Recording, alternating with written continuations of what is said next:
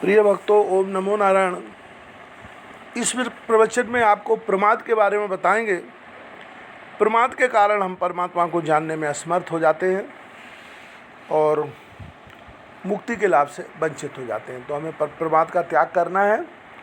तो सुनिएगा, आदि शंकराचार्य जी महाराज जो भगवान शिव का साक्षात रूप है, इस संबंध में विचार करते हुए कहते हैं, दृश्यम प्रतीतम प्रविलाप स्वयं सन्मात्रमानंद घनम विभावियन समाहिता शम बहिर्तरम्बा कालम नयेथा सति कर्म बंधे। यदि तुम्हारा कर्म बंधन अभी शेष है तो इस प्रतिमान दृश्य का लय करते हुए तथा बाहर भीतर से सावधान होकर अपने सत्ता मात्र आनंद घन स्वरूप का चिंतन करते हुए कालक्षेप करो। प्रमादो ब्रह्मनिष्ठायां न कर्तव्या कदाचन, प्रमादो मृत्युरित्या है भगवान ब्रह्मणासुता। ब्रह्म विचार में कभी प्रमाद असावधानी नहीं करना चाहिए, क्योंकि ब्रह्मा जी के पुत्र भगवान सनत कुमार जी ने प्रमाद मृत्यु है ऐसा कहा है। ना प्रमादादन थोर अन्यो ज्ञानिना स्वस्वरूपतः ततो मोहस्ततो अहम धीस्ततो बंधस्ततो व्यथा। विचारवान पुरुष के लिए अपने स्वस्वरूप अनुसंधान से प्रमाद करने से बढ़कर और कोई अनर्थ नहीं है, क्योंकि इसी से मोह होता है और मोह से अहंकार, अहंकार से बंधन तथा बंधन से क्लेश की प्राप्ति होती है। विषयाभिमुखम दृष्ट्वा विद्वांसमपि विस्मृति विक्षेपयति दीदो शर्योषा जारमिव प्रियम। जिस प्रकार उल्टा स्त्री अपने प्रेमी जार पुरुष को उसकी बुद्धि बिगाड़ कर पागल बना देती है, उसी प्रकार विद्वान पुरुष को भी विषयों में प्रवृत्त होता देखकर आत्मस्मृति बुद्धि दोष से विक्षिप्त कर देती है।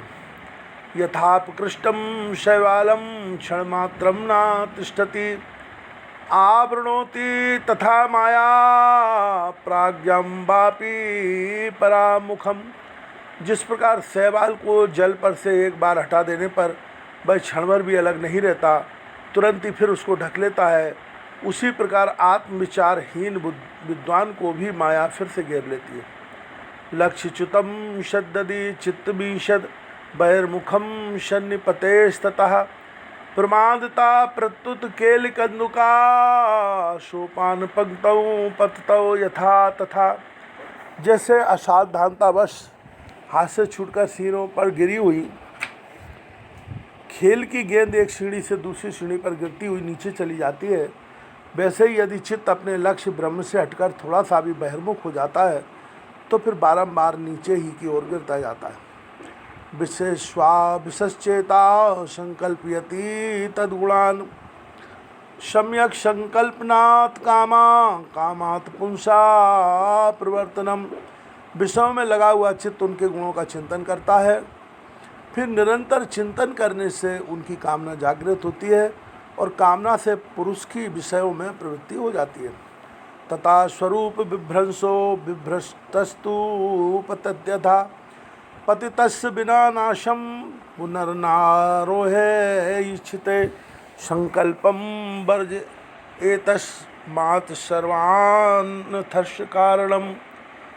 विषयों की प्रवृत्ति से मनुष्य आत्मस्वरूप से गिर जाता है, और जो एक बार स्वरूप से गिर गया उसका निरंतर अधापतन होता रहता है, तथा पतित पुरुष का नाश के सिवा फिर उत्थान तो प्रायः कभी नहीं देखा जाता है।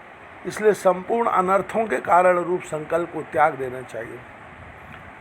अतः प्रमादान परोस्ति मृत्युर्विवेकिनो ब्रह्मविदा समाधौ समाहिता सिद्धमुपैति सम्यक समाहितात्मा भव सावधानः।